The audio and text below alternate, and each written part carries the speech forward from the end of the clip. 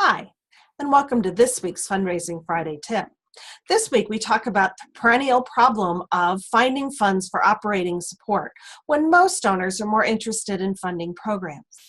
Basically, what you need to do is think a little bit more creatively about how your operating support actually supports your programs and talk about it in terms of programmatic funding. That is, you have staff, you have rent, you have insurance, you have an accountant, et cetera, to support the programs that you offer. So instead of thinking about having two buckets, programs and operations, think about how the funding that you have supports your programs and divide your operating funds accordingly. Let's say I've got 4 different programs and I've got a budget of $100,000. That means that each program costs approximately $25,000.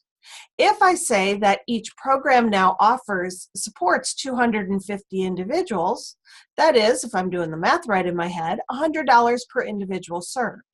Now what I can do is ask a donor for $1,000, which will underwrite the cost of 10 individuals in program X.